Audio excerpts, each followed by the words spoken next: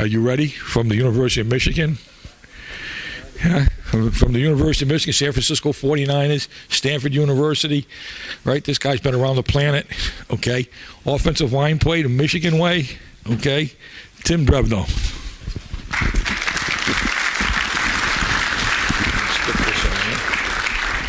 What do I got, 45 minutes? Yeah. Stick this in your pocket. Yes, sir, I got it right here, babe. Thanks, Bob. All right, hey, thanks, guys, for having me, Bob. Thanks so much. It's an honor to be here. I truly, being an offensive line coach, being like you guys, it's a truly kingsmanship. It's a truly craft to be able to do this. And it's an honor standing in front of you guys because it's passionate to coach the offensive line, right? Not everybody wants to coach the O-line. They think we're weird. I embrace it. I love it. I love what I do for a living. So it's been great. We just got back. I've been out in spring recruiting, but we got back. Everybody saw that we went to Rome, Italy.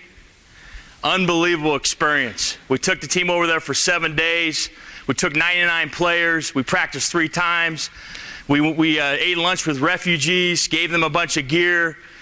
We went to walked the city of Rome, went to the Colosseum. What's up, Cam? We went to the Vatican. What an experience. A lot of our players are staying over there studying abroad. So we thought it was just a great opportunity. I want to share that with you. If you guys are in college, you ever have an opportunity to take your team over to somewhere in a foreign land, do it. That should not be cut out. It's an enriching of the soul, the spiritual, everything. It was a great opportunity for us. And there's so many people over there playing American football. We did a clinic for 90 football coaches over there, which was awesome. So it was a really cool deal. Today I'm going to talk about auxiliary runs. And why I chose auxiliary runs is everybody's got the tight zone, everybody's got the wide zone, everybody's got the gaps, the ISOs. These runs to me are kind of a change-up punch. I look at the run game at the University of Michigan the same way that I look at the pass game. Right? You sit in the room, you put your pass game together, you got different personnel groups, you got different formations, you got different motions. We're going to do it all at Michigan. Okay? We want to keep people off their toes. So what I did here was the run game for the last 2 years, okay, in 2015, 2016, you can see 22 personnel, 21 personnel, 12, 11, 23, 31, 13, and we did all those concepts right there. Okay? People say, hey, you're a gap scheme. Hey, you're an ISO scheme. Yeah, we are, but there's some stuff that we're going to do to change up and give you a 1-2 punch. Okay? The isolation scheme, we did it out of all these formations last year. 2x2, 3x1, slot, bone. We did it out of all these personnel groups in the last 2 years. The gap scheme, the same way. 22 personnel, 21, 11, 12. We did it out of wing and cozies out of 22. Pros, slot, 2x2, 3x1, and unbounce. Okay? In college football, you can cover up an eligible, right? In college football, correct? In pro football is different. You got to report yourself, but unbalance is a good formation to use in your run game, especially be able to throw out of it, because people usually have one way that they set up in it. Okay? That's the same thing with 22 personnel. Most people, and U personnel, what we call it, okay, will play 2 fronts and 2 coverages. You usually get the same thing over and over. Okay? So there's some things that we like to do at 22 to try to take advantage of different things. The tight zone. Okay, the last 2 years. These are different personnel groups. These are different formations. The perimeter. Okay? You can see the personnel groups and the formations we did out the last 2 years. Quarterback driven. In my mind, even if you don't have a quarterback that can pull the ball and disconnect and do something, you got to show it on film. Because defense is usually what they do. These defensive coordinators, they don't want to blitz you as much. Right? They're going to worry about the gap exchange. You got to be able to dabble in some quarterback-driven things, which is huge in the run game. Okay, you can see wide zone, different personnel groups, different formations. The auxiliary runs. This is what I talk about, the auxiliary. I listed up there the blast play. I'm going to cover it. That's where we're whamming the nose, the big nose guard. Okay? When I look at auxiliary runs, I look at it as matchups. This game's about matchups. So if I got a chance to be able to go to hammer a nose tackle or come down and crack an end, that's slowing their ass down. If I got a chance on the far right here, you'll see the fly sweep here in a little bit. If I got a chance to do a fly sweep, that's making those big guys on the D line run sideline to sideline. I'm trying to wear them out.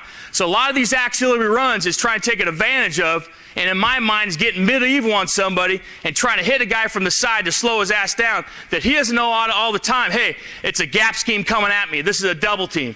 We're trying to build angles on the defense. We're trying to build angles on the defense. Right here, I'm going to teach you the blast play, okay? In this situation here, this is an isolation scheme, okay? In this right here, you can see there's a fullback's going to go blast the low technique, okay? Over to the right here, as you look at this scheme, in my mind, it's just like tight zone, okay? Right here, it's just like tight zone, okay? So the right guard, right tackle, or right guard, right tackle here, or excuse me, right tackle, tight end are working up to the Sam linebacker. The center's going through for the Mike. We're going to go ahead and step to that down the middle of the right guard to that 3 technique, okay? And we're going to do a combination on the backside where that left tackle is going to go through the inside armpit. The guard's going to dangle the carrot and build the wall on the inside shoulder. You can see here that the halfback here is going to read the 3 technique where the dot is. Then the second level vision is going to go to the Mike. Again, you can run this. We want to run to low technique and be versus odd front. But this is a chance where that fullback now can go get the crescent in, what we call right at the hip level, go knock that shade, his ass sideways. But the good thing about this scheme, you're still running tight zone. Okay, on the backside it's a little bit different, and the fullback is going to wham the low technique. Okay, the quarterbacks open up just like it's tight zone. Okay, the halfbacks, his toes or his heels are going to be at 7.5. He's aiming at the outside leg of the guard. We're coming downhill. The receivers are going to go dig safety. Backside cut off by the X. We're digging safety by the Z. Okay, this first shot here is versus an odd front. Okay, so on the backside, the left guard's going through for the inside armpit of the backside inside backer. The left tackle is going to dangle. He should be dangling his inside hand. Is going to build the wall on the inside shoulder. The center does a nice job here. The center does a nice job here of building the wall on the inside shoulder. You can see him. Everybody see that? And he sets off his right hand to kind of dangle the carrot, let that nose tackle come up the field. The right guard, right tackle will work in this combination on a tight zone. Now, I'm going to tell you something about with run game. You go through this tape. We use a lot of different ball handling. Good, thank you. We use a lot of different ball handling, a lot of different stuff, and footwork by the halfback. I watch our linebacker coach, Don Brown, go over with our linebackers, and they do a key drill, right? And they look at the running back's course. They know when it's open crossover, the outside leg of the guard. Hey, it's tight zone. They know it's scissor step, right? Usually they know what some type of form of scissors is a wide zone. If you call it scissor step with the gap scheme, whatever it is. We are always continually changing our ball handling by the quarterback. Sometimes we reverse out, sometimes we open up, and we're always changing the running back's footwork. That's a key thing in my mind. Because people after a while will figure out what you're doing by your halfback and your ball handling by the quarterback.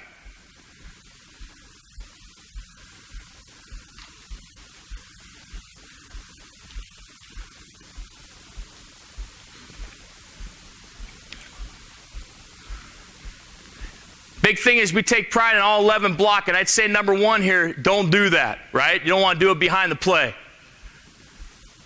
This kid, Ty Isaacs from Joliet Catholic. You guys know where Joliet Catholic is in Chicago? Great high school football program. This next look here, you can kind of see we're doing out of a slot. We're motioning the F. We're kind of building the illusion here that we got a 2x2 formation up. Okay, we're trying to build the illusion. So we'll do this and we'll match the same type of formation personnel group within our pass game. We try to match that stuff together. Here we're motioning the F down.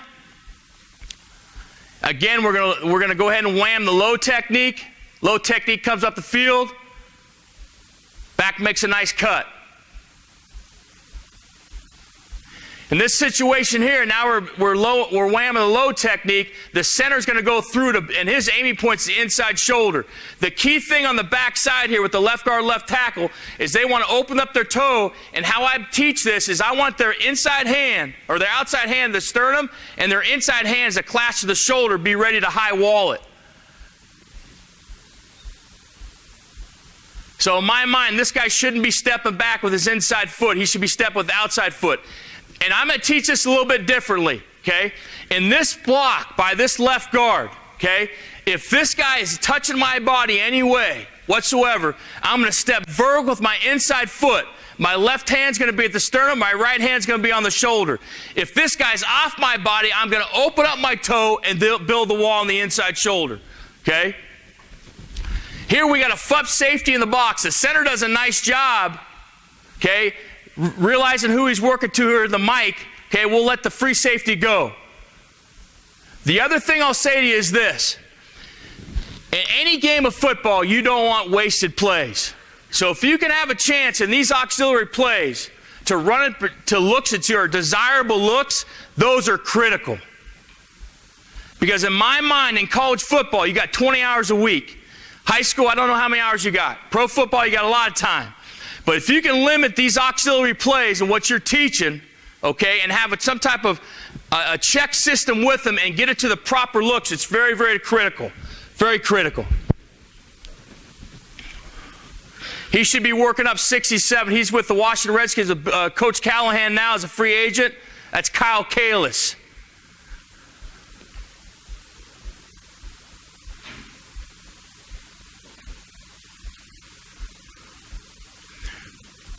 I love this formation.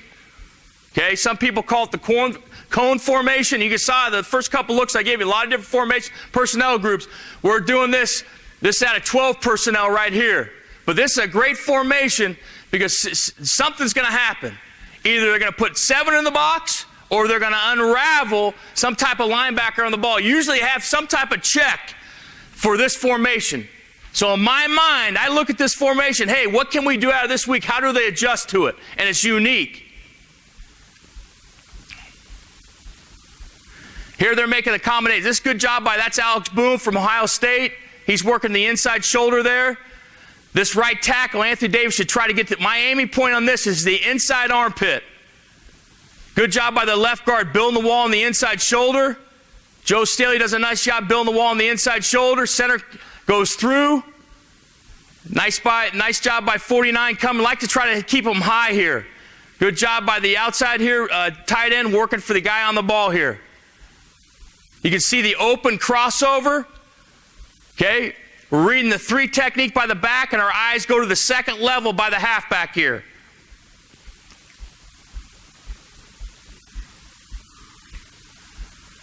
Again, we're building this 2x2 look like it's passed, but now we're in the pistol. Okay, so we're going to do some different backfield sets with this. We call it pistol here at Michigan.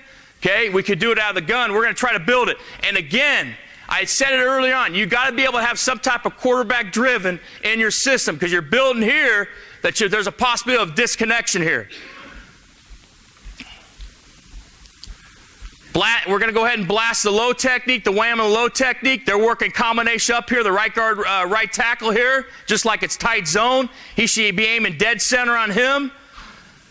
Left guard does a nice job building the wall on the shoulder. That's the key thing is this guy's going to try to, he's going to try to work back over the top. This left guard's got to be able to be in position to stay on the inside shoulder. Now, in this particular look, the center does a good job. The nose tackle that the F's supposed to go ahead and wham crosses the center's face. He collects them, right? This is right. He collects them. Now the fullback goes through for the will backer. On this particular play, there's some moving parts to it when they do want to cross the nose backside. And we're using this pistol footwork, which they don't know, hey, are we reading the outside back or what are we doing? Because this looks like a quarterback driven for us.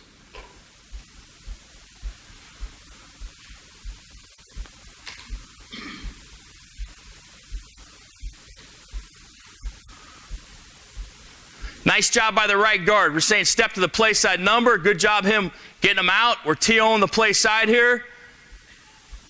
Good job by the left tackle. You can see here in this combination backside is getting his head to the inside armpit. Good job by the left guard. He's setting almost like, hey, we're working a slide protection, or setting off his inside hand to pull that nose tackle up the field. So now the fullback here can go get that guy. And that's a perfect deal. You want your head up the field, and you want it right on the crest of the alien, which I'm saying is right there at the hip area. We're using open crossover footwork.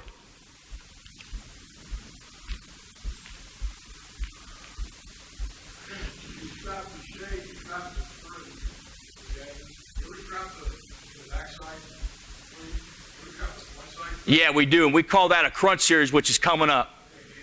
Yep, Yep. And so what they'll be coming up where we're going to crunch the play side. We're saying a low technique, but some situations when a team plays a 4-3 look and they have two wide ends, the play that Bob's talking about is where we're going to go ahead and crunch the 3 technique on the play side and use the same combination on the back side with the front side guard coming and cleaning up on the shade. So right here,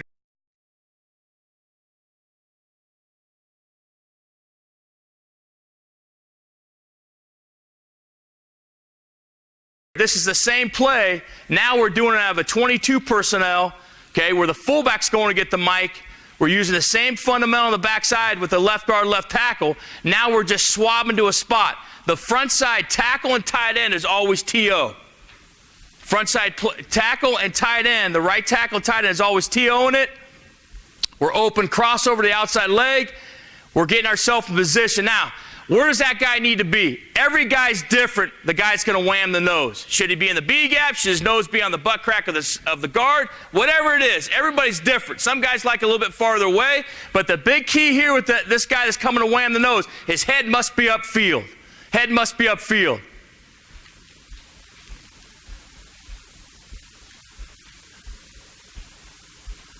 So you can see the right tackle, tight end, TOing it out. They're swabbing to a spot, the center right guard. The U's coming now, okay, for the low technique. And when you go in this 22 personnel, we call it big blast. Now the fullback's got the mic. But you can see the carryover with the technique by the left guard, left tackle here.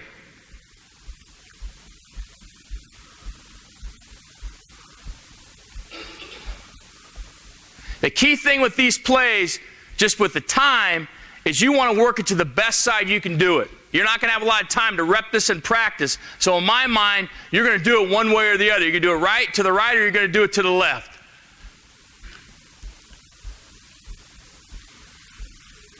We're making this call on the backside. Good job by the center. We're whamming the low technique here. Center setting off his right hand there, building the wall on the inside shoulder. Fullback's coming through for the mic. There he is on the mic, 49. He's whamming it. Away we go. You can see he's reading that right here. He's reading that 3 technique. He's running off the mic back or the halfback.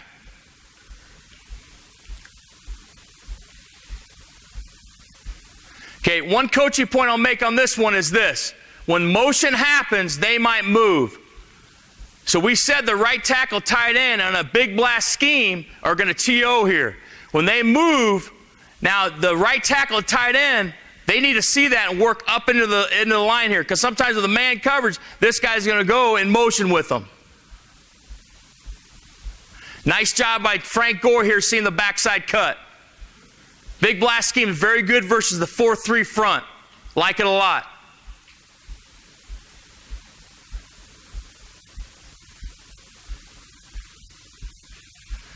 I think with these auxiliary runs is, you know, you're running the tight zone, you're running the wide zone, you're running the gap scheme, you're running the duo play. But these runs here are a great change up in different parts of the field where you're getting 3 or 4, now you're going to get them with an 8-yard, or you're going to get them with a 6-yard, or you're going to get them a 5-yard. It change up where it's different blocking schemes on these guys where it gives you an advantage. The next one is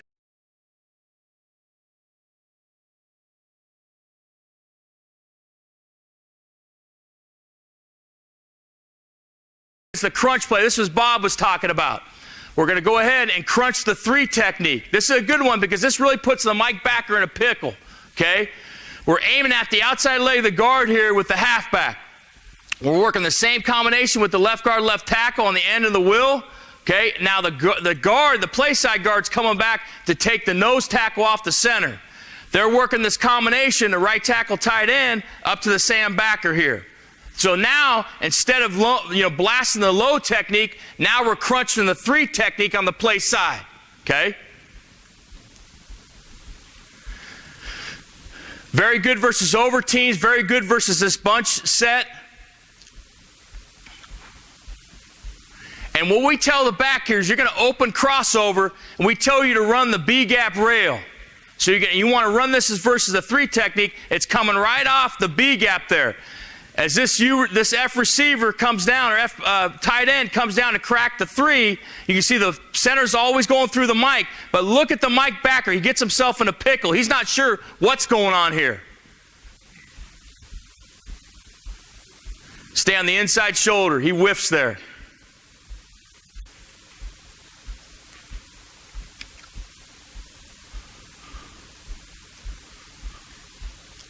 This was really good. This is 2011 versus Detroit. We got this 4-3 look with wide ends. These guys came off the field, and this Mike linebacker, I can't remember his name. Bob, you might know him, or Jim McNally. He said, hey, gosh darn, I don't know how to read this play. He was telling the center, I don't know how to read this play. And this got us some good mileage in this game by doing this. We're crunching the 3 to the left here. You see we're using outside zone footwork. Again, we want our head up the field right at the hip level here. The center's going through for the mic. Okay, like for this right guard to set off his inside hand, he's trying to work for the inside armpit, the backside tackle. Left tackle's working up and through. We're running the B-gap rail. Right there it is. The great thing about these, the blast play, the big blast play, the crunch play, as we get to the big crunch, there's some carryover with this technique on the backside by the backside guard and tackle, which was nice for the concept.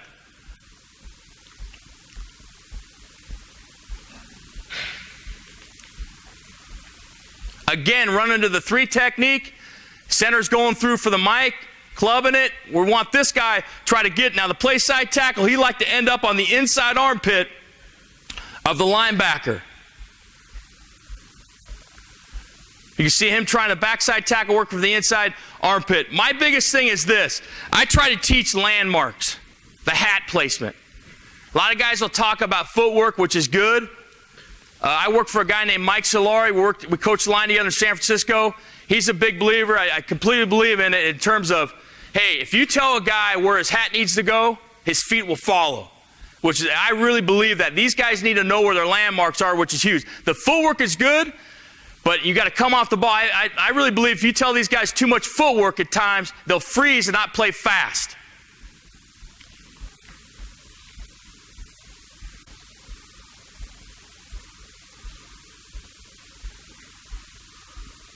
This is the big crunch play. Now we're doing it at 22 personnel.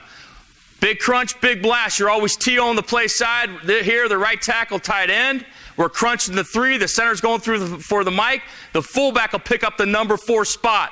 Now we're doing this where we're crunching the 3 with the U at a 22. Okay, and the fullback's coming through for the mic. It complements the crunch play. Okay, backside receiver, he's got backside cutoff.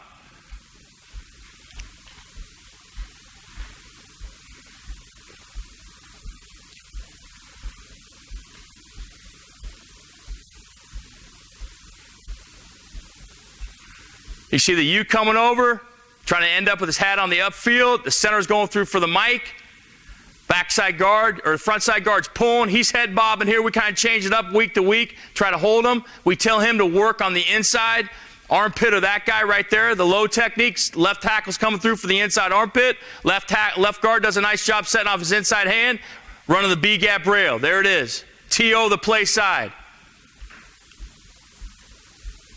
I tell you what, the key things, if you can blast these guys, you can crunch these guys, that will slow down the pass rush. I said it earlier when I was up here, but if you can do some stuff and get some shots on these guys, you know, and you hit their ass, they're going, what the hell? When am I going to get, they're thinking about it, right? And you do it early in the game, they might be thinking about it second, third, fourth quarter. I don't want to get my ass hit again. You know, because there's points at times you got to be able to throw the ball. You don't want the 3 technique pinning his ears back, getting his ass up the field and whipping you at the play side guard spot. We do at times as a specialty. We can. We can use it as a run action, which is good. If you run a lot of this stuff, absolutely, you want to complement this run game with your run action. Absolutely.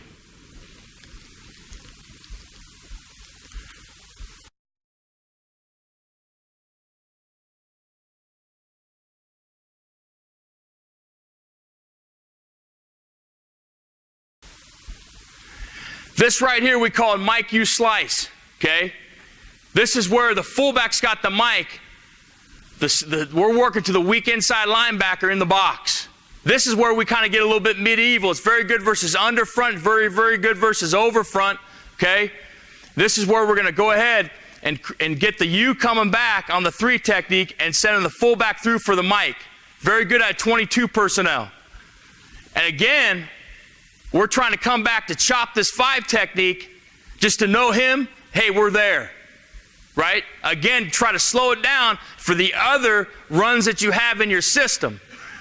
The gap schemes, the ISO schemes, all those kinds of things. We want that guy to know, hey, we're there for the day. Just like we're crunching them, just like we're whamming them, whatever we're doing, we call this a slice play.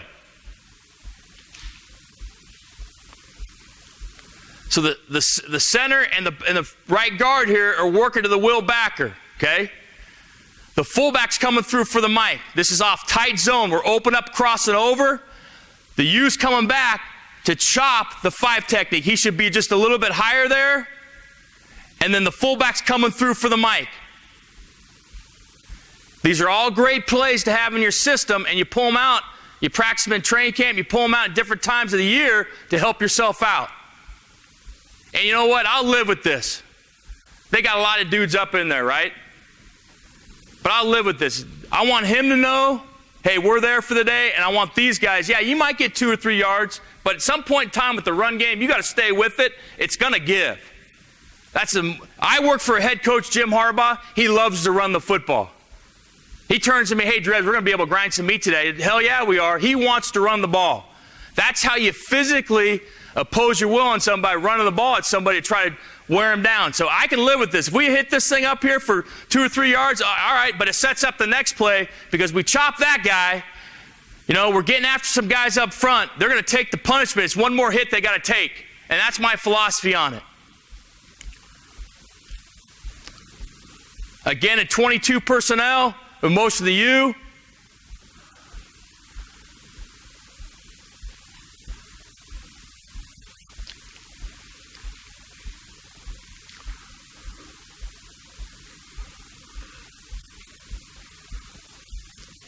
T.O. on the play side, U's coming back. He took him up high. Delaney, that's fine. We like for him to chop if we can. Nice job by the center, Exon for the will. Nice job by the backside guard here, washing the nose.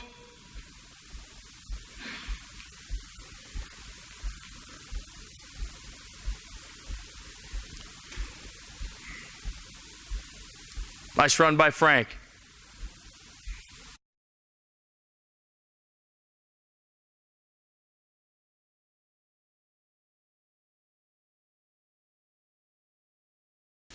Okay, this is a fly sweep series, okay? I think this is unbelievable, this fly sweep. There's some yards out there in this fly sweep that we started getting into this past year. But the thing you got to do is, if you run the fly sweep, you got to be able to run the motion off of it and complement your runs. You can't just be one-dimensional, hey, I'm just going to hand the ball off every time. You got to be able to complement some type of motion in it where you're faking the fly sweep and then handing the ball off. This has got to be the easiest scheme, because when I looked at, you look at Pitt runs it, a lot of teams, different teams are starting to go in the NFL, people run it, you go, how the hell do they do that? It's as simple as could be. When I think of fly sweeps, I think of formation, I think of personnel groups, because up front you're just blocking tight zone. All you're doing is blocking tight zone. So in this case here, we're running to a Y and an F and the Z. We're blocking We're blocking tight zone to the left here. In this drawing, at times, in the fly sweep series, we'll cut that 3 technique loose. We won't block them. The guard will go ahead and flipper the 3 technique, this right guard. And then the tackle will climb for the Mike backer. They're working this combination to the will. Sometimes these spots will move, which are fine. They'll move. You just got to, I tell these guys, when you come off the ball, you just block what's in your spot. Okay? Because it comes spots. Here we're blocking the 3. By game plan, sometimes we might block them, sometimes we might not. The key element for these guys that are arcing is they got to get their hat on the outside half. Very similar as when you teach the wide zone. You're getting your inside shoulder, that guy's outside shoulder, you're getting your hat on the outside half. And the outside receiver has got to get his hat on the outside shoulder. Here, this is really good versus, again, putting in an unbalanced, covering up an eligible, handing off to the receiver. Okay, and then once again, coming at a U personnel, it can be really, really good running this because, again, they are packing the box. Teams start to pack the box. Hey, I want to get the ball on the perimeter. It could be a fly sweep. It could be some type of toss scheme. I'm going to do something to them, and this loosens them up. You can kind of see with this auxiliary run game is, hey, we're blasting a low technique. We're crunching the 3 technique. We're running the toss play. We're cracking an end. Right now, we're coming back and running the fly sweep. Again, in the scheme of things, I'm trying to wear their ass out up front. I'm trying to make those big guys run sideline, sideline that slows them down, okay? Okay, so now, what we taught this guy that's getting the ball, the snap point's the B gap. And every guy's different with the quarterback. Quarterback and the receiver, if it's a halfback, whoever you're putting out there, the snap point, okay, is the B gap. We've said here that you want to be 1.5 yards from the quarterback's heels. That's what we've taught them. You want to be 1.5 yards to the quarterback's heels. And these guys, as simple as this, coming back to this flank slot, all they want to do is they block the D and C gap. Everybody else is blocking tight zone to the right here. And he's doing it. He's giving the ball to the receiver, and then a great fake with the halfback and the quarterback on this. You'll find that some receivers can do this, some guys can't, okay? But again, you got to fake this motion and throw some type of pass off of it. Runs are very good off of it because these guys will start to fly and try to play the fly sweep. And you can run the tight zone by handing the ball off.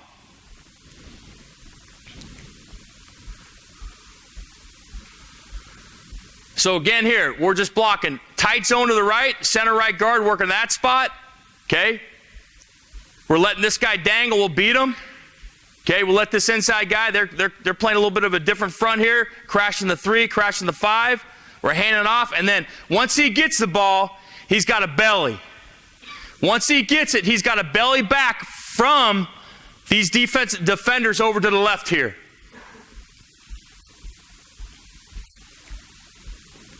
You can watch as we do this. Now we're doing it at an empty. We can pull any formation, any personnel group. You can make this illusion that, hey, I'm going to throw the ball out of this, right? And now you pull this, hey, I'm going to run a fly sweep out of it. Good thing about this, you get an empty, sometimes they got an empty check, right? They might go to a too high safety shell. Hey, it could be very good. Run the ball. Receiver, man-to-man, he's running them off. Once he stops, block him. The outside guy here, the tight end's going for the outside shoulder. He's trying to reach the outside shoulder here.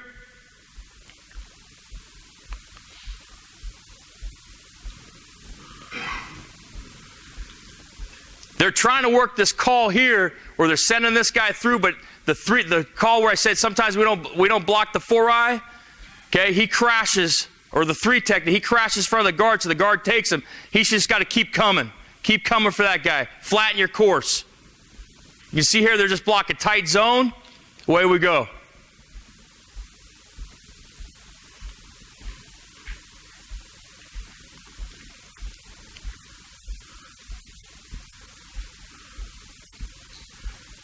Sometimes right here, we tell these guys to go chop them.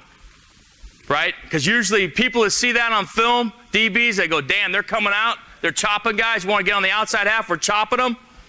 Or again, we're in an empty formation. He's probably, the receiver's a little tight here. I said 1.5 yards for the quarterback heels when he gets the ball. Then he wants to belly. We're just blocking tight zone up front. It's that simple. Probably wouldn't do that from the start here by the inside receiver.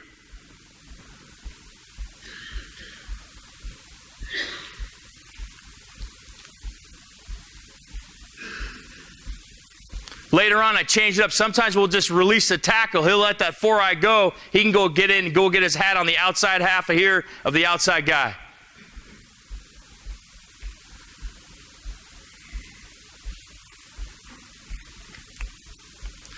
Here now, we shifted the YNF over.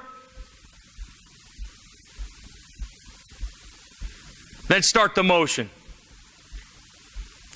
You just got to be real careful, at times, if you run it back to the single receiver side, they might try to catch it or do something into the boundary. This is a pretty good exchange by 13 and the quarterback here. Good job by this tight end getting his hat on the outside half. Keep coming. Don't give up on it, receiver. Keep coming. You can see the different formations, personnel groups, motions you can do with this, don't you? It's pretty cool. Again, it's getting these guys running. We're just blocking tight zone up front. He needs to go. Don't mess with this guy. Go through. Later in the year, we changed it.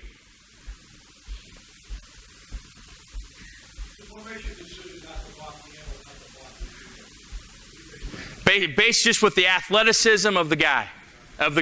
Just going through, hey, we feel like this guy, if there's redirect, make the play. Yeah, and at times you can look at it, hey, this guy redirects well. This guy doesn't really redirect well. Hey, I'm running to this side. Hey, this 3 techniques is a badass. I better crunch his ass. This end's a badass. I'm going to come back and slice his ass. I mean, we're trying to always game plan to try to help ourselves up and try to create those matchups.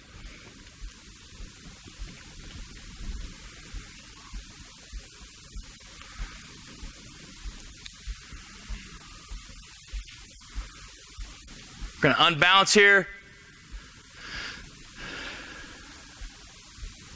The cool thing about it is you can do all sorts of different stuff with this, where you can start the guy in motion and bring him back. You can fake it and hand off the zone, like I said earlier. Good job by the two tight ends up top getting their hat on the outside half.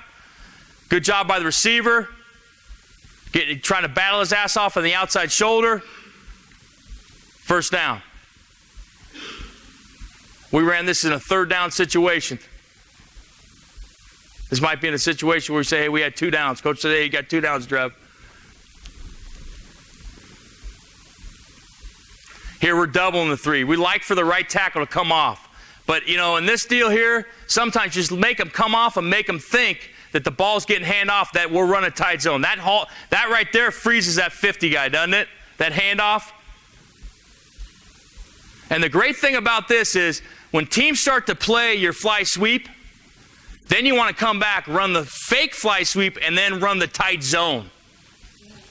That's when backers start to overflow. The end starts to come up the field. Hey, that thing can cut back. It's a hell of a compliment. When teams start to play the fly sweep, come back with the tight zone and fake the handoff. The other thing is, see how they're going to play the fly sweep early in the game. Teams, if you run a lot of fly sweep, how's the end going to do it? Right? And it tells a lot of tales of different schemes you have in how they're playing the end that day.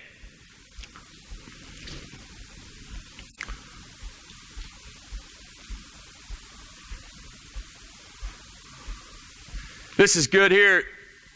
We're doing out of double here, 2x2. We're doing out of off. This does complement some different things in terms of protections with your pass game, 3rd down, 2nd down. Hey, I'm going to get a situation. I'm going to get a 7-man protection. I'm going to have my tight end off the ball, yada, yada, yada, right? And then now you're handing off a fly sweep. So it complements some of your formations that you do in the pass game. Like I said earlier on, we're trying to match that stuff. Here, this guy needs to keep going. I felt like this receiver can keep pressing outside and split it here between these 2 receivers right here, the tight end and the outside receiver.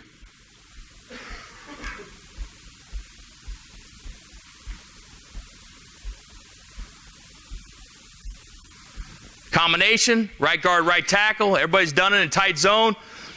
That's Pat Kugler. That's Sean Kugler's son right there. Everybody know Sean? Head coach El Paso, yeah, coach in the NFL. Kyle Kalis, Todd Kalis' son.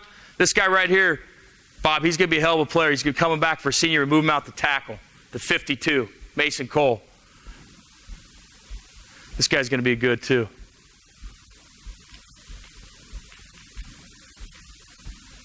I felt like this receiver, use your blockers. When you belly it, he's got his hat on the outside half. Keep coming outside. I think there's a good shot for the wide shot. Right? You see it? Keep working it. Keep working it. Don't cut back in. Any type of these perimeter run plays, what we tell the ball carrier is this. You want to go hash, number, sideline. Hash, number, sideline. That's what we tell the ball carrier. Any perimeters, you want to go hash, number, sideline, unless something tells you to come back inside. It's off the old option, right? Well, the quarterback keeps it, hash, number, sideline. So we tell these guys.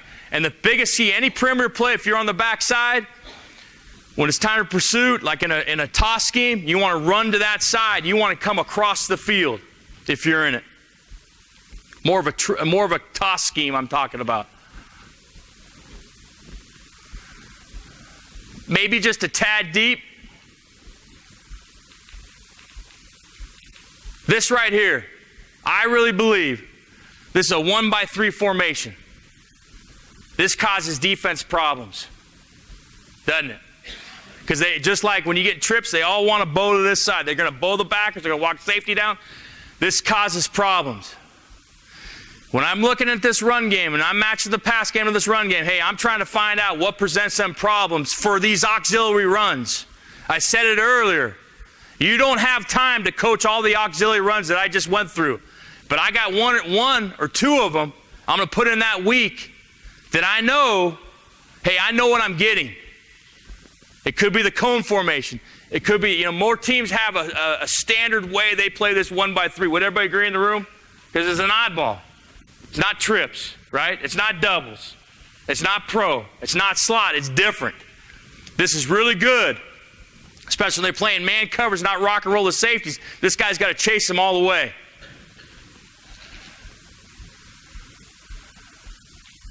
Great thing about it, you get some of that exotic third down, you got 2 downs to go for it, hand it off on a fly sweep, screw them.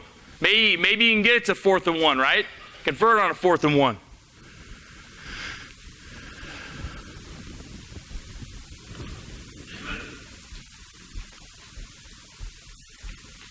Again, 1-by-3 formation. One element over here. Leaving not blocking the end. Getting the hat on the outside half. Bellying it. Ball carries bellying it.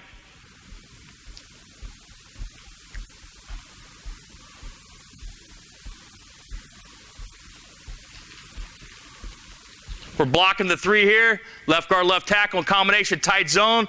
We're handing the ball off. We're faking to the halfback. We're letting the end dangle. That's why this is a key thing here. He's got a belly. Why we're telling him belly after he gets the ball? To get away from that end. He has to belly. The ball carrier has to belly. Do not stay flat. Once you receive the ball, belly. We say about 2 yards. Some guys can actually go 2.5. He needs to belly just a little bit more to pull himself away from that end. That little bit of space might help him get around the edge. Yep. No, yep. Just blocking normal. And why I did that was, again, not to put another thing on, hey, in this play, do this. Hey, my thought process, great question, Bob. My thought, hey, another chance we can work that combination, away we go. Because, hey, these guys, they're creatures of habit. You get underneath the chute, you do combinations. Hey, fit the double team. Hey, this is a guard tackle on the backside tight zone. Let's fit it, let's fit it, let's fit it. In my mind, I'm going to run the tight zone some point in time in the game. I want to know how that guy's going to fit, and I want them to have a damn feel how it fits. So I want to try to keep that all the same. At times, I'll let the 3 technique go to push that guy up the field, let that right guard slam the 3 and go. But earlier on, I said, you know what? These guys got to know how to double team a 3 technique on the backside of tight zone. So I just kept it the same.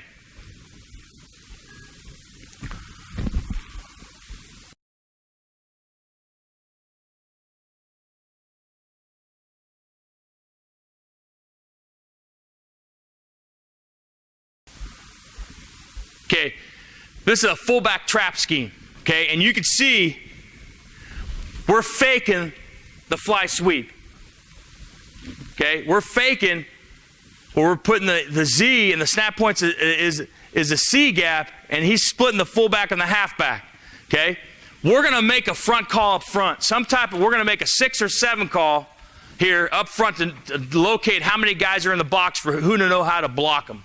The guys up front. We're going to make that call. Okay.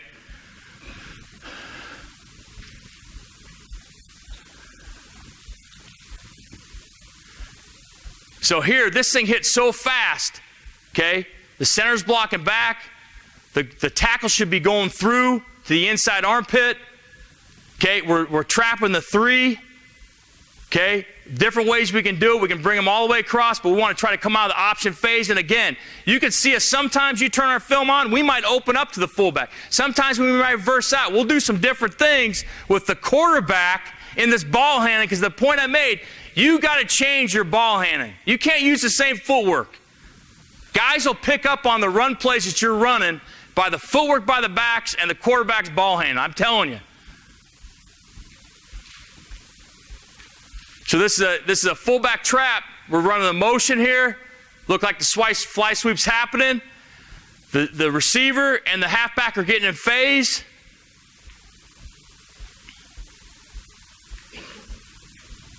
Hits fast. They lose him. They lose the fullback, especially with all this French pastry. They don't know what's happening, right?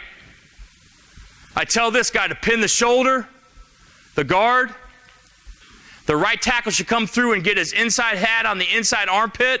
He needs to get his hat on the inside armpit. He does a good job here, the left tackle. He sees the exchange by the end crashing and the wheel scraper to the top. He turns back on the left tackle.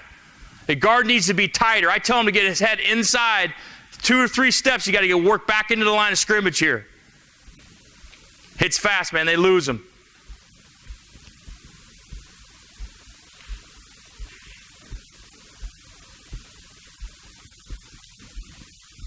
You saw us reverse out on that last one. Now we're just opening up 2. We're getting an option phase. We're acting like we're throwing an option out the back door here. The key thing is we try to hit the back ass cheat of this 3 technique to try to propel him up the field. It's a technique that we use here by the tackle. He needs to be a little bit more forceful with his right hand. He's pinning the shoulder. Okay, he's coming through. The right tackle's coming for the inside shoulder or inside armpit. He needs it. That's the key element on this block. When that 3 squeezes, that backside guard, he traps. He's got to bring his feet. His head's got to be up and inside, up the field. Very, very key element. You can see we got a big one here. He gets tripped up. But the key thing, he's got to explode on that guy and get his feet out of the hole.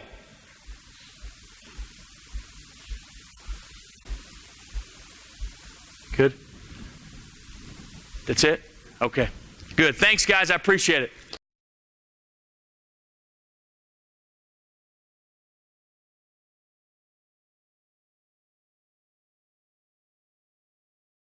Mike Gibson.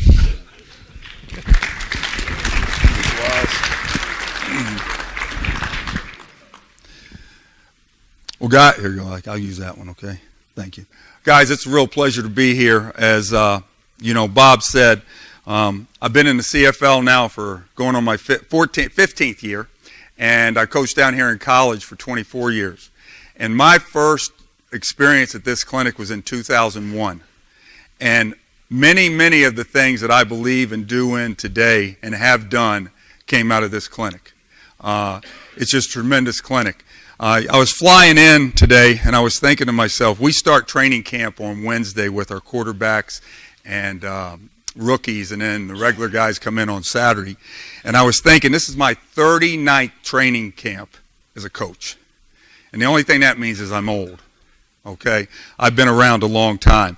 And every year I look forward to coming to this clinic because I feel that if you can get 1 or 2 things out of a clinic, it is worthwhile. And tonight, I've already gotten a couple things, all right, from Coach.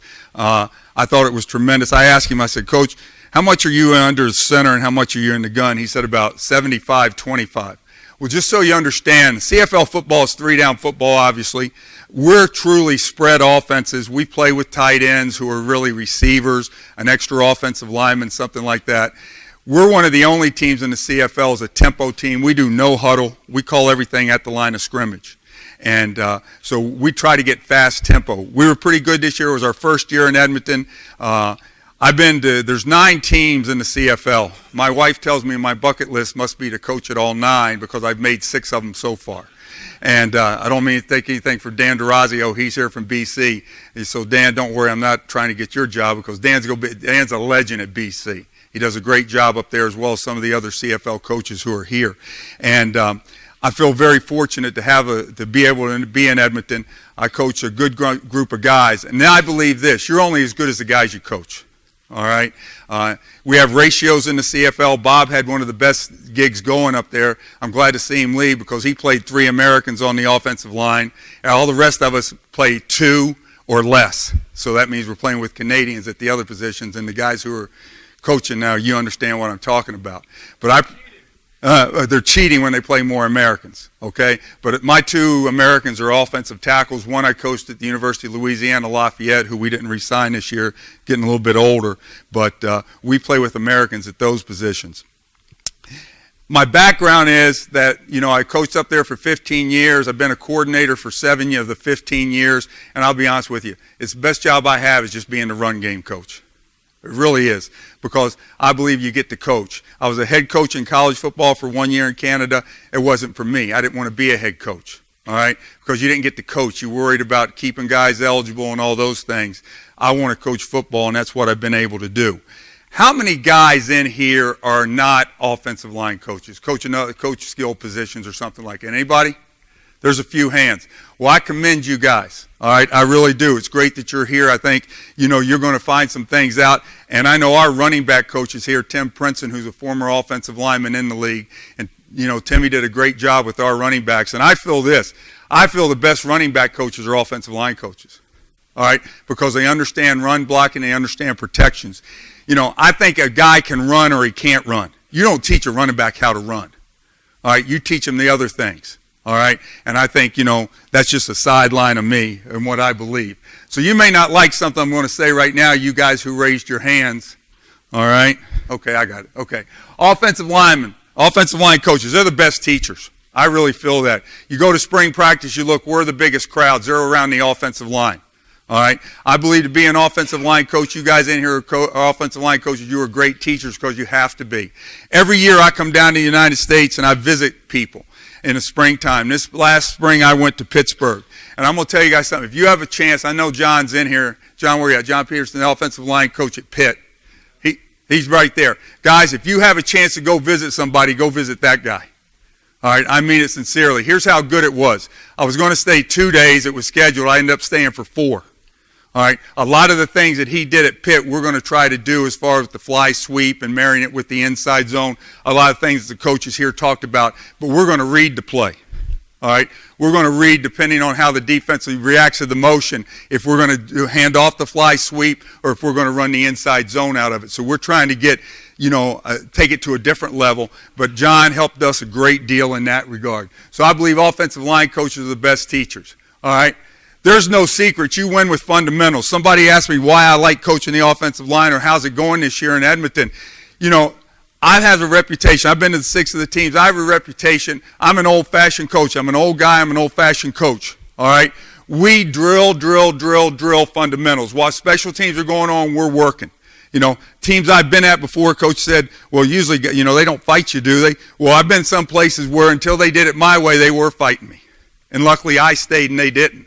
All right, but we're going to work, and we're going to work at the fundamentals over and over, and I believe that's what you do as an offensive line coach because that's what you win with. All right, we block looks.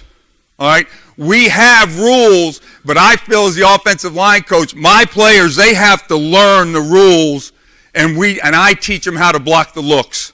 All right, and I think that's very important. We have in, on, outside, over, all those type rules, but at the end of the day, your players have to understand how to block the looks you're going to see. And I feel that's your job as an offensive line coach to do that. And here's the most important thing. Volume is not the answer. All right? I swear on a Bible what I'm going to tell you is the truth, and you're going to say I'm full of shit. We play 18 games in the regular season. For the first 10 weeks of the season, we ran 2 running plays. And the reason that was, they weren't getting it. They weren't doing it like I wanted it to be done. We came into a new situation, a team that had just won the Grey Cup the year before, which is a Super Bowl up there. Their entire coaching staff leaves, goes to another team. A new coaching staff gets hired. Our head coach, it's his first time as a head coach, former player in Edmonton. He came in and he said, well, you were in Calgary. You did this in the run game. You're in charge of the run game. You do whatever you want to do in the run game, and I'll make it fit in the passing game. Now, we're 3-down football. All right? So really, related to this, as a play caller here, you're starting every series 2nd and 10. All right? You're starting every series 2nd and 10. So until we ran the inside zone like I wanted to run it, and Coach was talking, where's Brent at? Okay, he was talking, we track everything. All right? We're going to track it. And, that's a big thing. My guys had a tough time. He's exactly right. Offensive linemen, they fight it at first because they're unsure of it. They don't play fast. They play high. All those things he said were very true. So I had to get them to buy into what I wanted them to do as far as the inside zone. And in the second run we ran was the RPOs.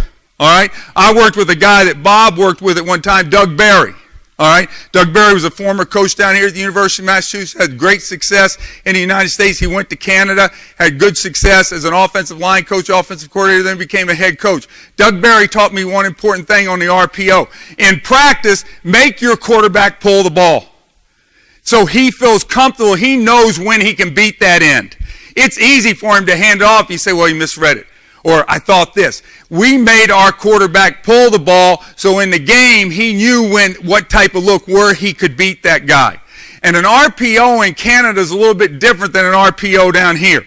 All right? It's truly a run-pass option. With all our motions and everything, we're going to either hand the ball off if the end gives us a key to run it off, or hand it off, or we're going to pull it. But when that quarterback comes out of there, he's got many combinations that he's looking for. We call them sallies. But there's a third option. That's a quarterback run. All right? Now, the highest paid players in the CFL are just like they are down here. They're quarterbacks. So a lot of coaches don't like that quarterback running out there on the perimeter too much. But those were the 2 plays we ran through the first 10 weeks of the season. Now, we dressed them up a little bit with motions and things like that, how we were handling the backside end, either with, what we call a hack block or a slush block, whatever you want to call it, or a brick block where we brought a guy across formation. But those were the 2 plays we ran. And then when we got to a point where I said, okay, we can run the inside zone pretty well. All right? Then we went to our gap scheme. All right? And then we have a trap scheme. And that's it. I swear to you, that's it. I was really, those auxiliary runs, shit, I'm sitting there saying, Coach, man, this is good, this is good, this is good. Then I sit there and say, now, wait a minute, your philosophy is you're going to be good at certain things. And Coach does a great job, and hell, they're good at it. All right? I'm not that good a coach. I can't teach all those schemes. All right? I get 4.5 hours a day with our players. That's what the Players Association allows you, which is crazy in professional football. But we're an inside zone team. We're an RPO team. We are a trap scheme and a counter team. That's what we do. And I believe this. Pro football is unlike, I believe, college football. And it's a lot like you guys have in high school coaches in here. Because we have salary caps. All right? And we can't go out and recruit players. As a coach, the general manager says, here's your players. All right? So we have to make our schemes fit the players we have. We have a very good running back right now, but he's a tackle-to-tackle guy. So those schemes right there fit what he does. When I was in Calgary, we had a great running back. All right? A really good running back by the name of John Cornish, who was a Canadian, but he played at Kansas. He was a great outside zone runner. We don't run the outside zone because our guy right now doesn't like it and he's not good at it. He wants to run between the tackles, so those are the things we do. All right? All right, last season, we ran 1,052 offensive plays. All right? The only time we are ever under center is in quarterback sneak. We even do victory in the gun. All right? That's just who we are. All right? And out of those plays, all right, Then if you take 77 times we ran the quarterback sneak, you take those from the 1052, that leaves you with 975 run plays. So we have to be able to marry, Bob's term, we have to be able to marry pistol and gun runs. You can see what we did. We ran the ball 313 times out of the 975 remaining plays. And this is 3-down football, remember. We were 179 times, or 57% in the gun, 36% in pistol. That ain't bad. That's a pretty good ratio in the run game. But I had to make sure that when we threw the ball, we had some balance there. We always weren't in the gun, which you would think you would be in running or throwing the football, but we still were in pistol 123 times. So it worked itself out. It gave us some balance. When we were in the pistol, we weren't only running the football. All right? And that helped us in that regard.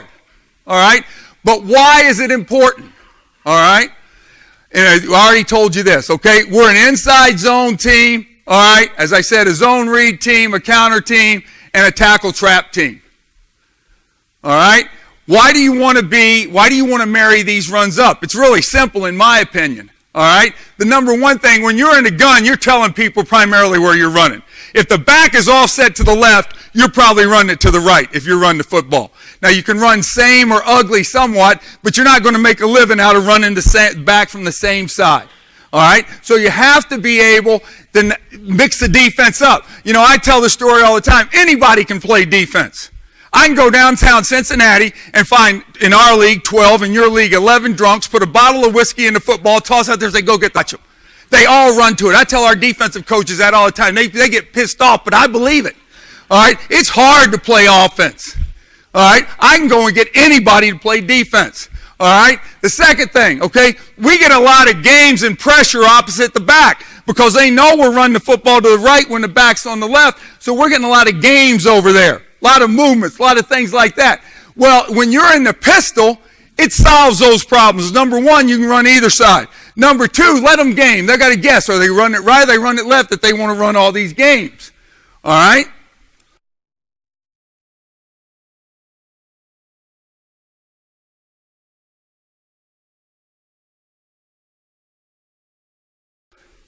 The inside zone. It's really simple. Hat on a hat.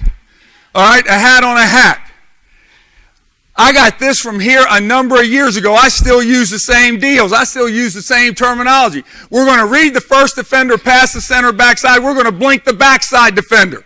I forget who said it in here, but in 2001 somebody said that and shit, it stuck with me. Okay? We're going to blink that backside defender. All right? Pistol, we have two ways of running it. If we're in the pistol, we can open to the play and run it that side, or we can open with our back to the play. So, which it goes back to what Coach was saying, the handoff and the footwork. All right? It's the same damn play. The read now becomes different for the running back.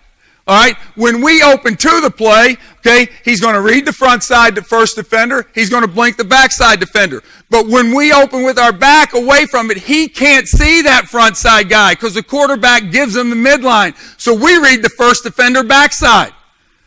Okay? If he pinches, we hug it to the outside. If he closes down or if he gets his ass blocked out, we're going to take it right over the center's landmark. And I'll show you these on film. All right? Okay, this is, this isn't Edmonton. This came from my playbook when I was in Calgary. This is what we call plays. We don't call them the same thing. But you can see it's just a zone play. All right? And we want to do the same thing everybody else is doing. We want to get movement on the line of scrimmage. I use this term all the time. It's better to have 2 on 1 than none on 1. In other words, on the down people, I'd rather have 2 guys on them than nobody on them. All right? So a zone scheme is a zone scheme for us. The rules, they're just like you're running zone. I believe this. The more guys you involve in the zone, the more you have. All right? So I like 2-man zones. I don't like 3-man zones. And I definitely don't like 4-man zones. But shit, the defense may declare that you have to do that. If it does, that's how you do it. So here's our blocking sheets and all like that. You can see that. I'm not going to go over that with you. All right? Coach, do me a favor. Can you get that film up? Now, we're having in Canada, we do things a little different, so help my man here, okay? Now, oops. All right, here we go. Why the right? Okay. Can you move that up at all? You can see, okay? All right. what I did here is I made some notes. Now, these are good and bad plays. I personally feel you learn more off of a bad play than you do off of a good play. So I put some bad plays in here so you can see what I'm talking about. All right. So here, these are gun plays for us, and then I'll tell you about pistol. All right. So I'm only going to run them twice, but we're going to read the first defender pass the center. So it's this linebacker coming down. He goes inside, so we're going to press it to the outside. All right, and it's zone blocking everywhere else. All right? What do we tell the running back? First of all, we're lining him on the outside leg of the guards. It depends on our back. Sometimes the inside leg of the tackle. But we want our running back to stay as square as possible for the cuts. All right? Poor finish by the center, okay? Hey, if you can count in 5, you can run the zone. That's what I tell you. Can you count? They say, yeah. I say, all right, we can zone block then. All right? And that's why I'm saying it took us 10 weeks to learn how to count to 5. All right? Here, left guard, keep your play side arm out of it. But you can see what we're trying to do. Oops, sorry about that. I mean, it's not rocket science what we're trying to do here. All right? Here's what I'm saying. We have a good back, but he likes to keep it tackle to tackle. Okay, Coach made a great point. He said sometimes a 2 or 3 yard gain is a good play. All right? Hell, we're trying to be, I tell my guys, we're physical. All right? In 3-down football, there's no rule that says you can't be physical. All right? So we try to be as physical as we can. At 2 or 3 yard runs, I take 2 or 3 yard runs. Can't lie, I have a lot of them, but they'll open up to the 5 yard run, the 6 yard run. Our efficiency for us is 5 yards. We have to get 5 yards on a play. Our inside zone this year, we're 58%. That's what we want to reach. Our inside zone this year, we were 61% on inside zone, getting 5 yards or more. All right? All right. Block the line of scrimmage first. All right, this is what I said. I'd rather have 2 on 1 than none on 1. Here, we come off the line of scrimmage too early. We got to get movement on the down people. Great job by the running back of pressing the hole. Nothing changes. Press the hole, make your cut. Read the front side guy, blink the back side. Front side guy goes outside, cram it up in there. Blink him. He closes down, take it back.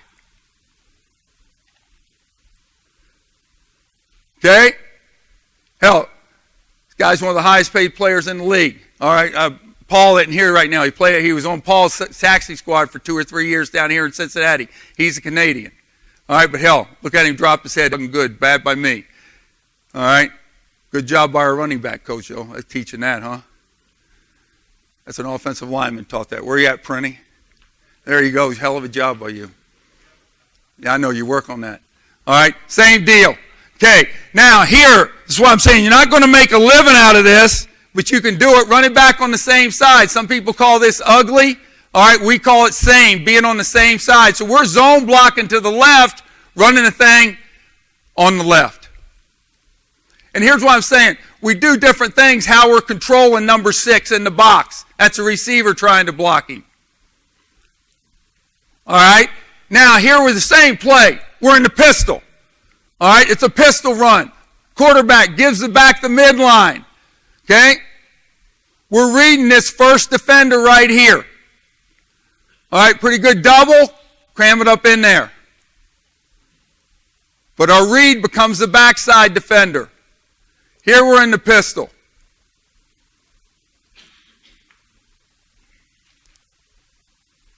Okay? We're running the ball, zoning to the right. The left here on the screen. He's reading this defender. He went inside. He stayed right on the midline.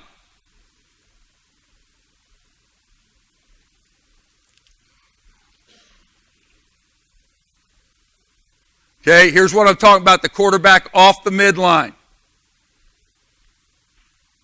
He gives the running back the midline. Read the backside defender. We get push, cram it up in there. All right, Coach, next slide. All right.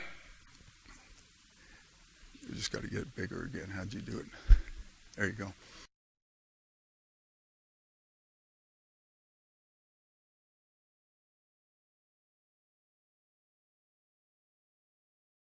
All right. Zone read or RPOs. Okay? Two simple rules. If you can count to 5, you can block the play. Number 6 is going to be handled by the quarterback. All right, we're going to read number 6. Never, ever turn back. That's coach's tracking. All right, and this is the number one thing my guys want to do. If their guy goes back, they slow down, they want to look back. I tell my guys, screw that. And we are not turning back on the inside zone. All right, we are running tracks. All right, never turn back. What I tell them, if the guy disappears, slow down. He's disappearing for a reason. Somebody's going to come there. All right? Okay? Read the same. The reads are the same. So for our running back, it's very simple. 10 weeks, our running back had a pretty simple job. All right? If you're in the gun, read the front side, blink the back side. If you're in the pistol, read the backside defender. Okay, there's the look how it looks. That was Zorro or zone read is what we called it. All right, there's the play sheet, what it looks like. And you can see these points here. 2-on-1 is better than none-on-1. You can see that throughout. That's what I believe in. All right, Coach, go to the film. Okay, it'd be right here. You got to go down to the zone read. Now there's a different clip. Can you go back to the... How can we get me there? There you go. See where it says zone read? Click on that right there. All right. Okay. Zone read is pretty simple, right? The read's upfield, give the football. Everything else, now there's a good job by, as far as we're saying, tracks. All right. We're really blocking out with these two defenders on him. He comes inside, the tackle stays on it.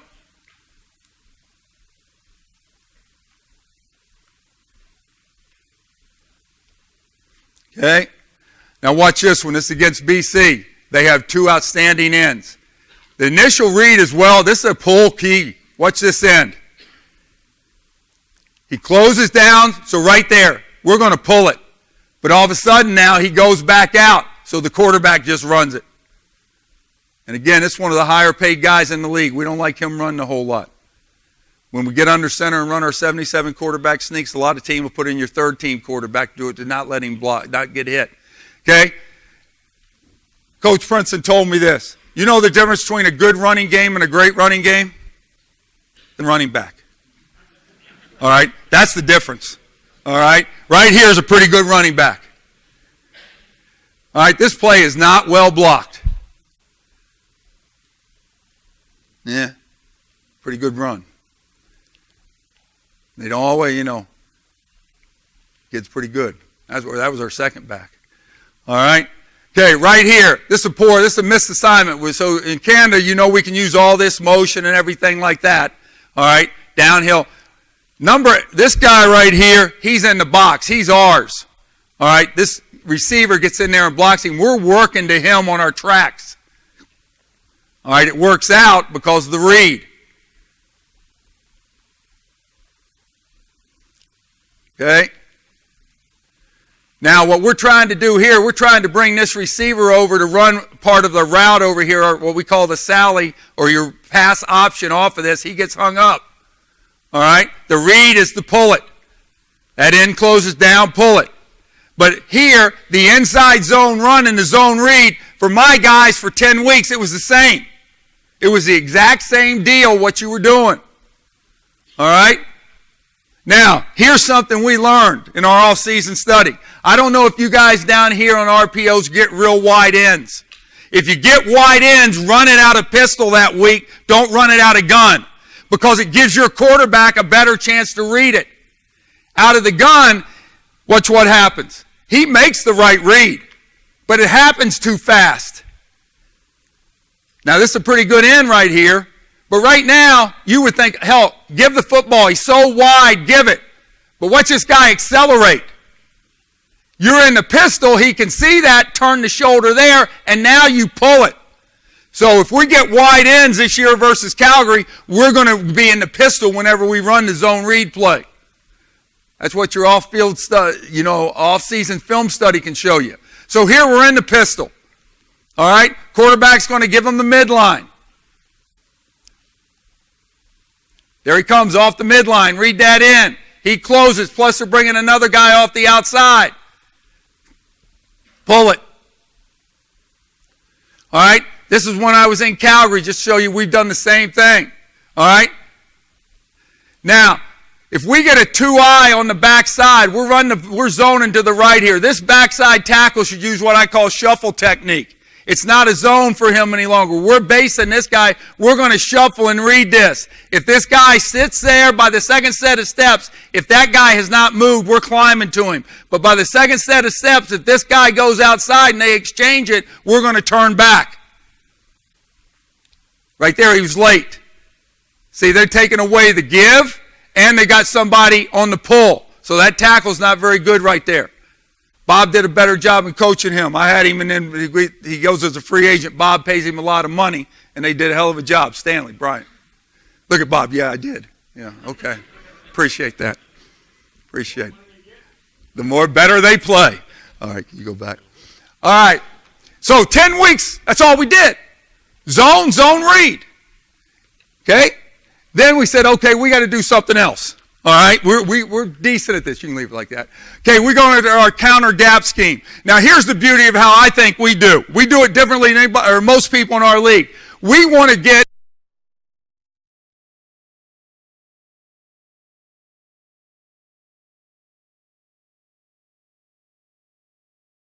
as many pullers as we can. Different pullers. So it's either the guard tackle, center tackle, guard fullback, or even a guard receiver. We get as many pullers, different pullers as we can in the counter game. Two keys, the relationship of the first puller to the second puller, and the technique of the play side guard and tackle. I heard at this clinic, I think it was 2 or 3 years ago, I forget who said it, but they were talking about if they got a read 3 technique, they were telling that guard to avoid that 3 at all costs and escape to the backside linebacker and down block that damn 3 technique. We do that. If we get a guy who we think is a reader, we're going to give him that inside, get away from him. I tell my guys, don't touch him. He closes down. He thinks it's coming, the pull, he thinks a trap or something like that's coming at him. It helps that tackle. If we get a guy who is a penetrator, we're now going to the conventional double team. All right? That's how we do it. Again, 1 or 2 things. You may not like it, but that's what I believe in. All right? Here's Goofy. Okay, Goofy, real complicated, guard and fullback. Okay, that's who the puller is. So we tag who the pullers are. All right? Now, as I say, the relationship of the pullers. I tell my second puller to be 1 yard behind and on the outside hip. All right, you cannot follow the guy. You cannot be right there behind him. You got to be on his outside hip to read what he does. And the running back has to be in phase with the second puller, not the first puller. We tell the running back this, use the second puller as your eyes. He will tell you where to run. Now, you're going to see a couple instances where that running back turns it up in there and the second puller's outside. And it's one of these, I'm hollering at Prinny all the time, what the fuck's he seeing? What's he looking at? Prinny tells me he just gained 10 yards. I say, good point. All right? So we let it go. But the first time it doesn't, I walk into Prinny's office and what do I say? Now, that's right. That's exactly, he's giving me the finger back there. All right, so here's our rules, okay? The rules are the rules, like I said. Okay, here it is versus different looks, different combinations, what we do. All right, to the film, Coach. You're doing a hell of a job. All right? As soon as I complimented you, look, now you got the, okay, go to the counter. All right. All right, so here we're running it to the same side. Like I said, we're going to be run it. If we're running on the left-hand side, we can run the counter to the right. We can, from the pistol, we can run it either way. Or if we're on the left-hand side, we can do it the same way. So this is from the same side. All right? So watch the running back. All right? So here we get a 2-eye. Okay, not a very good job by the right tackle, 67. Or excuse me, he's got to pin that guy. The 2-eye slants outside. Okay? Not a bad job there. Getting to the second level, he gets too much on the nose. The center's got to keep that guy pinned. I'm not telling you anything you guys don't know as far as the counter, so I'll just shut up and let it run. But we like this same side deal. It breaks the tendency for us. It's a double tight end set, so you don't know where we're running it. Okay? Now, we do a couple different things with this guy. Sometimes we put him on the D gap defender. Sometimes we put him on the C gap defender, depending on what we think the play of this end is. All right, so here he's blocking out. We log. 58 looks pretty, don't he? Running, wish he played pretty. But he looks pretty running there. All right, again, pretty good job by the back. Teach who? Okay, well, here's what I'm saying to you. As far as we do different deals here, right? You're talking about this block. Is that what you're calling a gap double? Okay. Well, versus a 2-eye, to be quite honest with you, we flat inside step and go vertical with the next step. We'd like to pin that guy. All right? If the guy crosses the face, we let the tackle take him. What I tell the tackle is step down through because it's all a gap. You've got any first defender in the what we would call the B gap here. This 2-eye slanted outside, so 67's got to pin him. His point of aim's for the V of the neck. All right, that's where his helmet should be. So he pins this guy. This guard, then, when he goes outside, he climbs the backside linebacker. The guy who I don't think's very good here is our center. All right, he's got to be able to pin that damn 3 technique. He lets the 3 technique come too far over, distracts this guard. He gets hung up on it, which he shouldn't, to climb to that second level. That answer your question? Okay. That little, see, he's getting too much involved there. He got to get up on that guy cleaner, and he doesn't get there.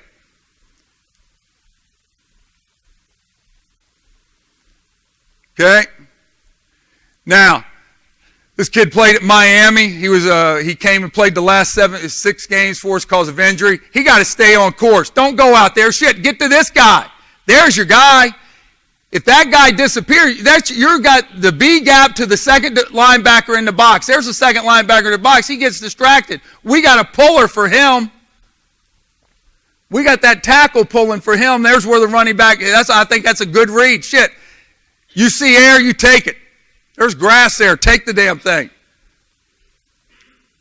Not a good job by by the second puller. He saw numbers. He cut it up inside. Here was when I was in Calgary. All right. This guy right here is playing in the NFL now. He was a rookie at this time. We played in the CFL for 2 years. He was a rookie of the year 1 year, lineman of the year the next year. Now he's with the New York Giants. Brett Jones. He's their 6th or 7th guy. He plays tight end for him sometimes.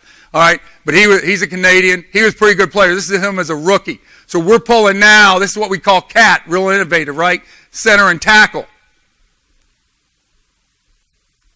This was a guy who was the MVP in the league for 2 years. Rushed for 2,000 yards 1 year, 1,800 the next.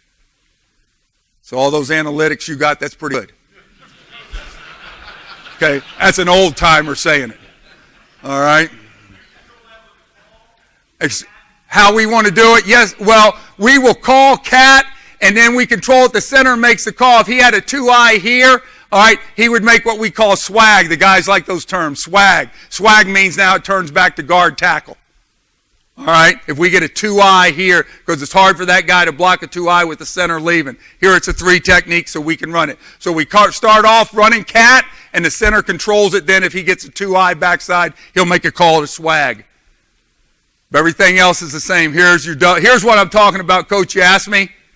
There it is, right? 2-eye comes here. That tackle's going to take it. He's going to work himself to the backside of the second linebacker.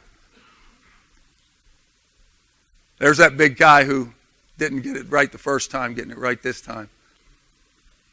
All right? Now, here's versus a 3-3 stack. You know, I don't know what you guys call it down here, but, you know, there's a 3-3 stack. All of a sudden, he's moving. It's CAT again. Shit, that guy ran himself out of the play. We've got to be able to block the backside. That's a receiver blocking it. Again, pretty good running back makes the play. Tackle here's wrong. If that guy, he's got the B gap. If that guy goes outside, the first puller will take him. You continue on course to the second puller.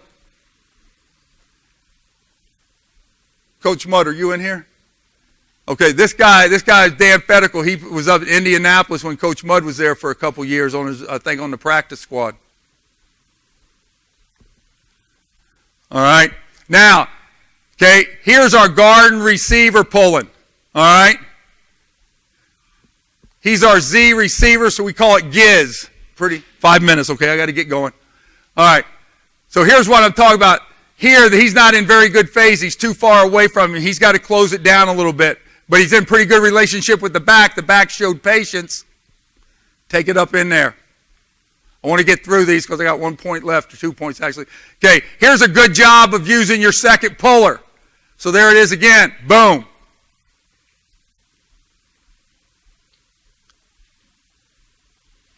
One more and then we'll go to the next thing. Okay, first puller, all right? This isn't the guy he's responsible to block, but it's the first guy he sees. He's blocking the in man. Here we're blocking C gap. He's got the D gap defender. That linebacker shows first. Pretty good job by the back. Okay, go to the next slide, Coach. All right, this next one. Bob, you gave those analytic guys a couple minutes, so give me a couple. I'll get through this, I promise. All right.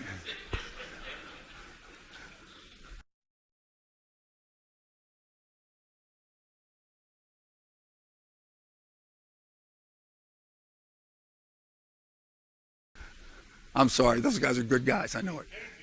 Well, shit, okay. All right, this is a play we really like, tackle trap. All right, I don't know if you run this or not, but if you don't, I think you should look at this play. This is good from the same side. Some people refer to it as ugly. All right? Okay, from the pistol, it's another misdirection play. All right? The key is the play is having someone block the backside edge because of the depth of the running back. All right? Running back reads the first defender play side. It's real easy for the running back. All right, our running back loves this play. All right, so you can see we step the center to the nearest technique. If we get a 2-eye play side, center step and play side, working to the backside linebacker. We are trapping the first linebacker in the box. All right, we're trapping the first linebacker in the box. Okay? So, go to my deal here, Coach.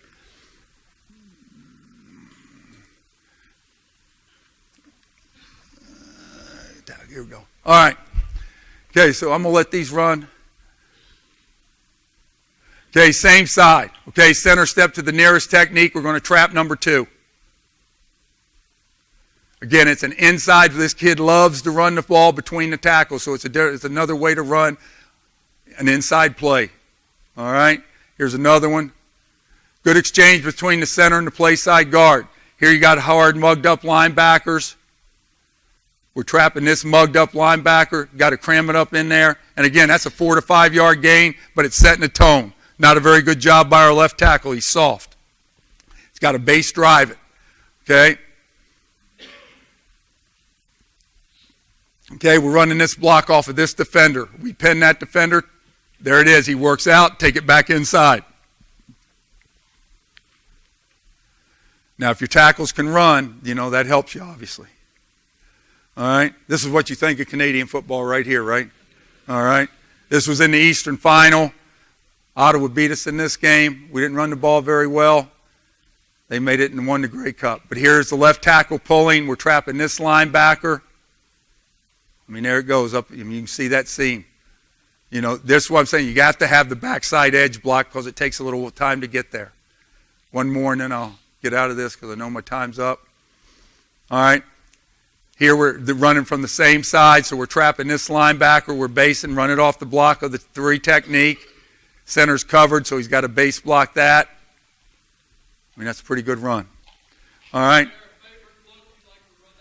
Coach, we will run that football play against any look. You're not getting us out of this play. Okay? All right. You can leave us up. Go. I know I'm up. All right. In 2004, at this very clinic. Okay, you're going to let me fancy it, huh? Okay, go ahead. Okay.